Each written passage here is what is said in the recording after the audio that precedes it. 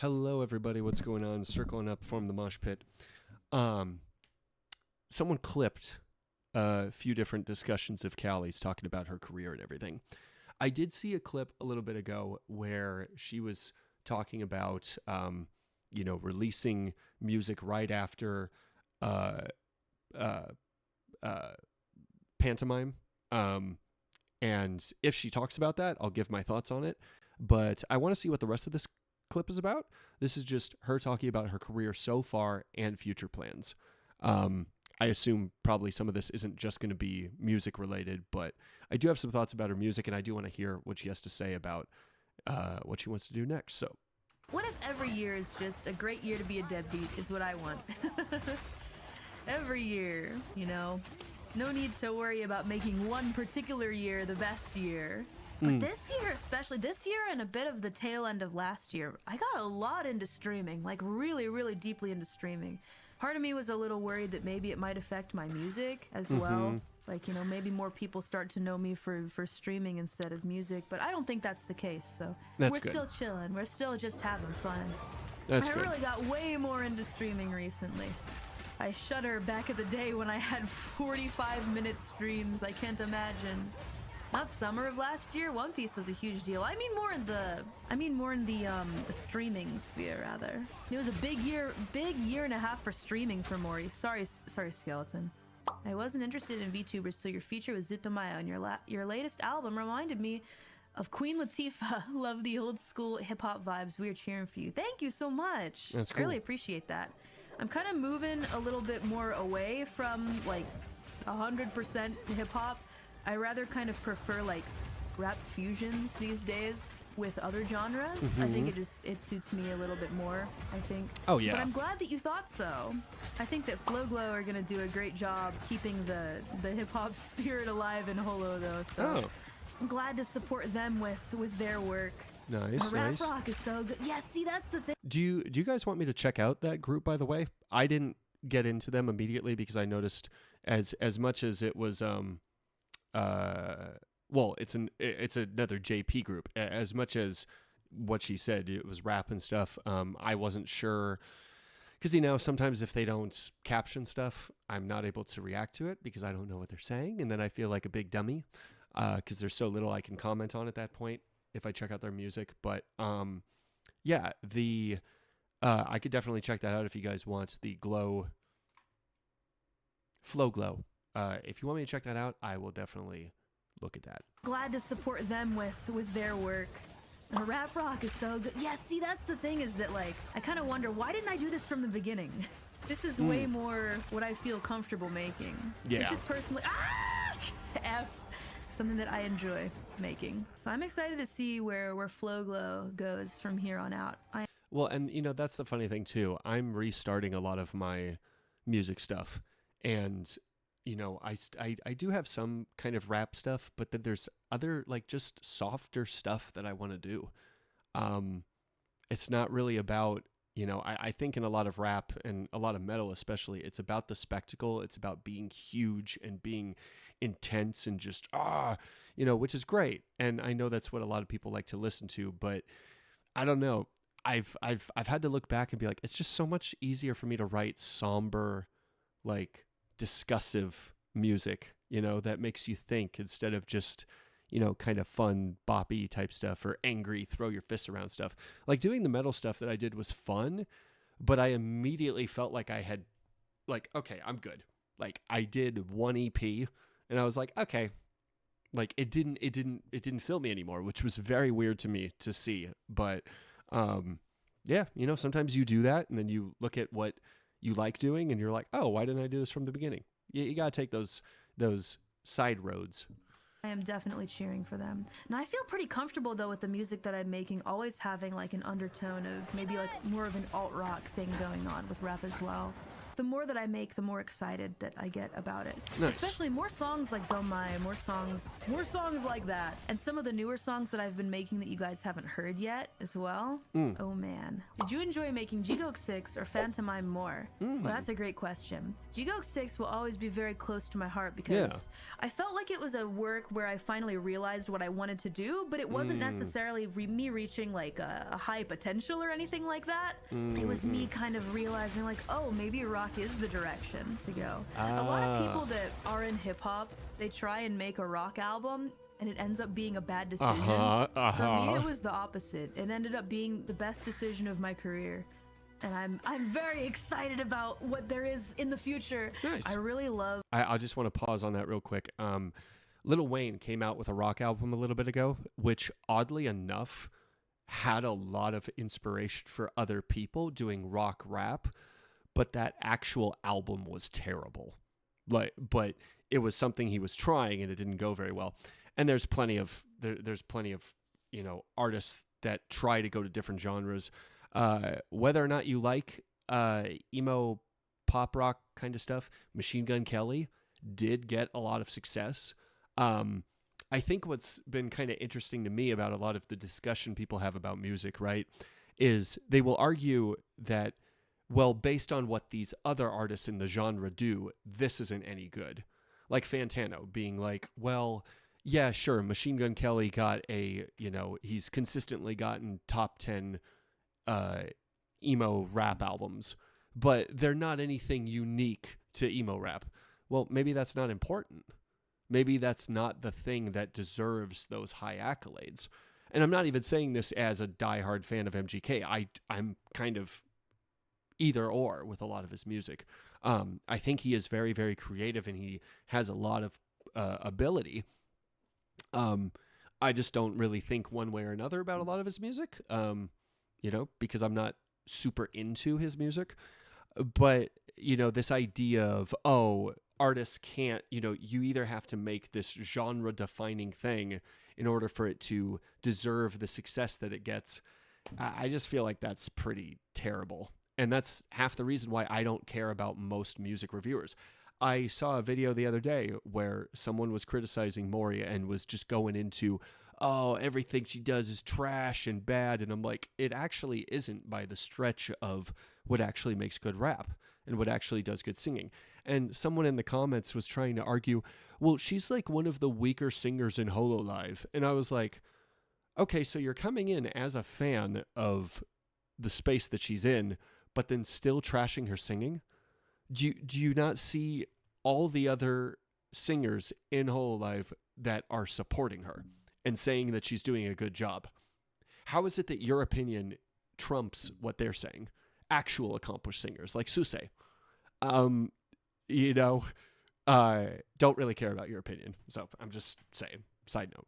Of the screaming voice that I'm developing and the growls. Like the demo that I told you guys about for the really, really important thing. Maybe the most important. What? Okay. I was going to say, every time she says this is the really, really important thing, I feel like you've said that every few months for the last 2 years. Important demo I've made in my life. Oh. The demo for that, so many screams in there, and I was listening to it and I was like, this is really good. Just really exciting. How long have you been singing? Because I enjoy your music. Singing wasn't something that I started really getting serious about until 2 years ago. Because I always just kind of thought I wouldn't be any good at it, I guess. But then I actually started trying and I've been learning and it's really nice. Yeah. Well, and that's the thing too. You get these detractors who are like, she's not good at singing. Bro, she's only been doing it for 2 years. And this is again where I feel like so much of the reviewer community sucks with music.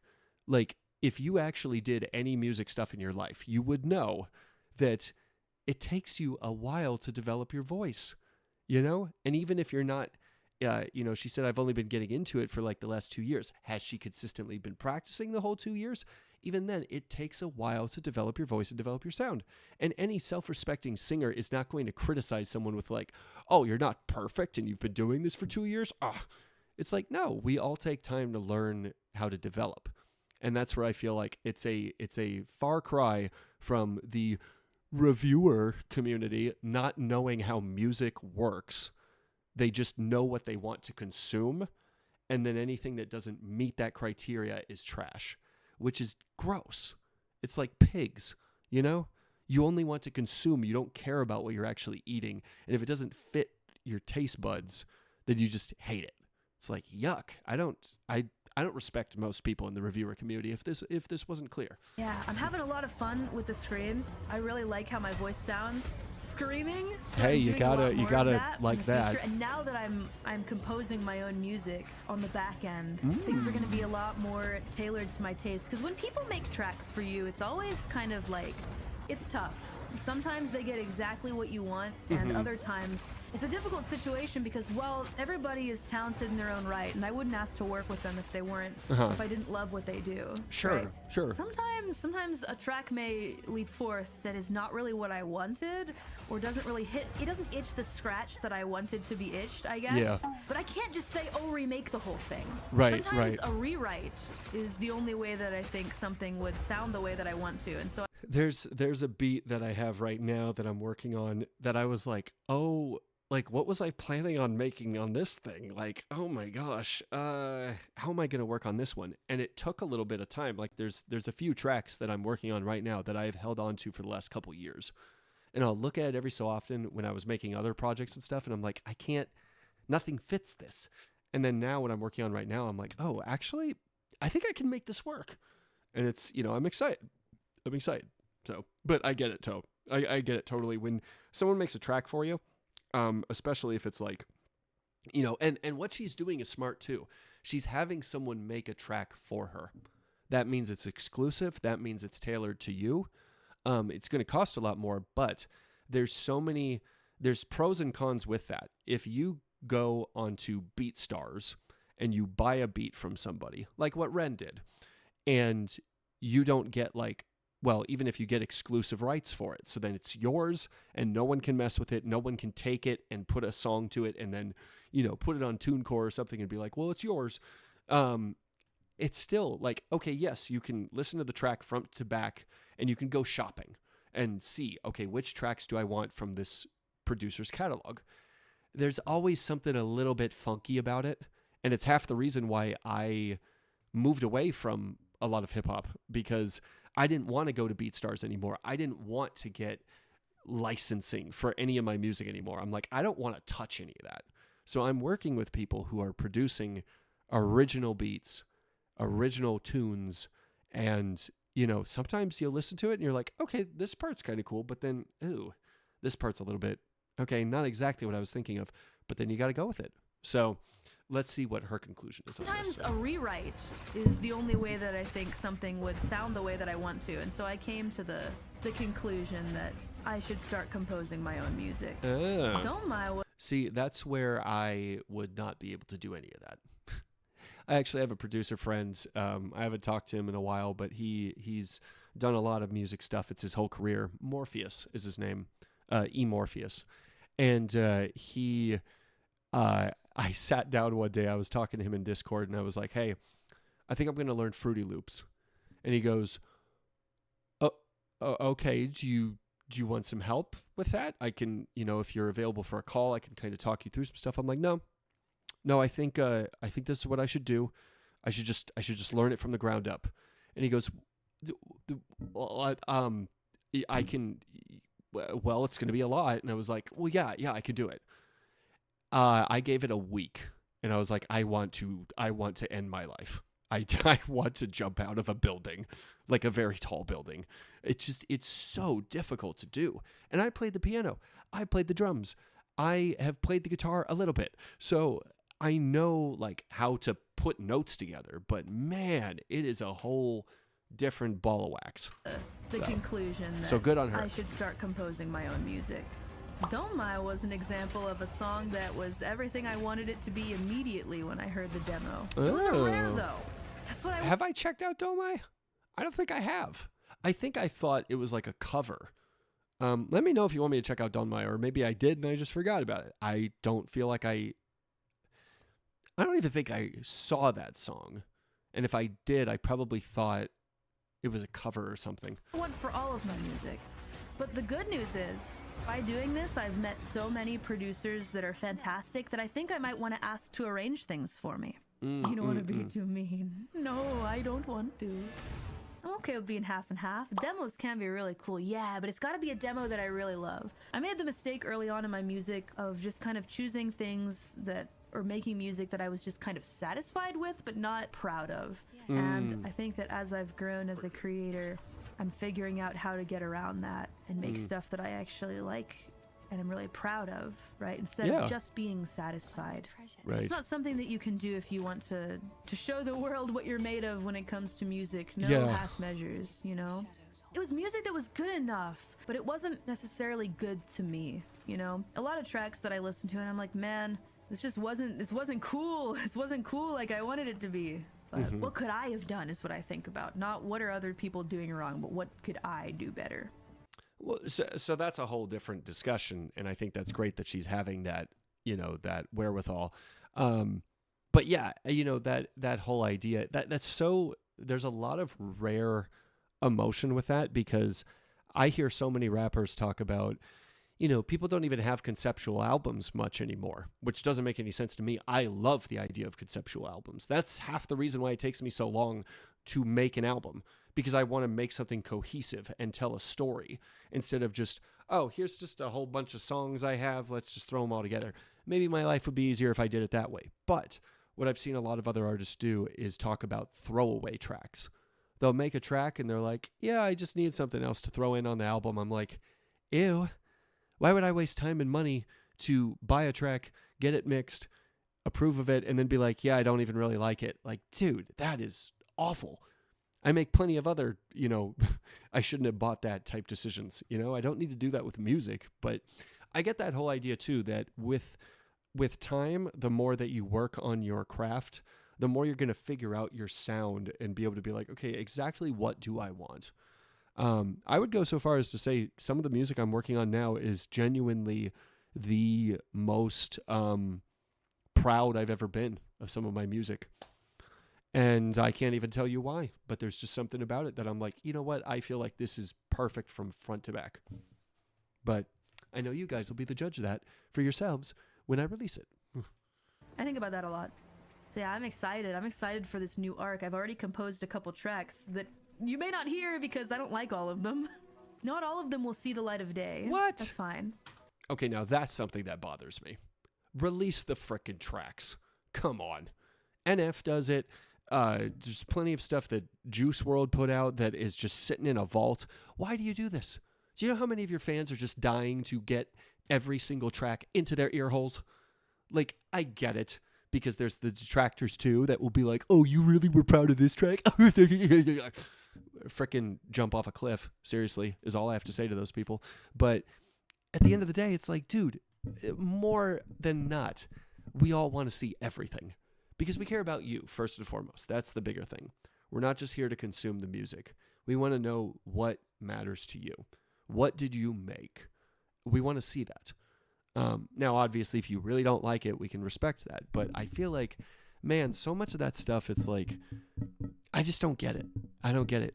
I would like to think everyone would like everything I would want to make too. But maybe it's because I'm on the other side of the pendulum where I'm like, you know, everyone will like what I make. I don't know. But it's just, I've never understood that, where artists actually just don't want to release something. But I think that is just the level of musicianship that Mori wants to get to, where I'm not going to put out something unless I'm absolutely proud of it. And if something else falls by the wayside, then that's where it's going to stay. You know, different mindset. But that's kind of what it's about, you know. And also, I want to say, because she's saying here, compose a bunch of ideas, see which ones fit. I'm assuming she's going to say, you know, her whole previous music career and stuff, we all know what that is. Let's just be chill about it. I wonder if a lot of that is her story as well. You know, especially with how she's talked so much about trying to move on, trying to develop herself. You know, I would hasten to think that that's probably part of it too, where she's like, you know what, there's a lot of stuff I try, and there's a lot of stuff that maybe now I'm realizing is not really meant for me to do anymore. I've kind of carved my way a little bit more as I've gotten more into this stuff. pose a bunch of ideas and then throw them to the arranger and say, what can you do with this? Choose the ones that you like the most, send them to the arranger and see what can be made, you know? I mean, Tsutomayo was amazing, composing all of their own songs originally. Akane-san's just amazing. But practice does wonders. You end up composing 20 different ideas, but one of them is going to be gold. I don't know. Well, that's really cool. I liked my thoughts on that. I liked what I had to say about that. I liked her thoughts on that. What did you guys think about what she had to say? Tell me your thoughts in the comments. And that's all I got to say about that. I got to go. Thank you guys for watching, though. Until next time.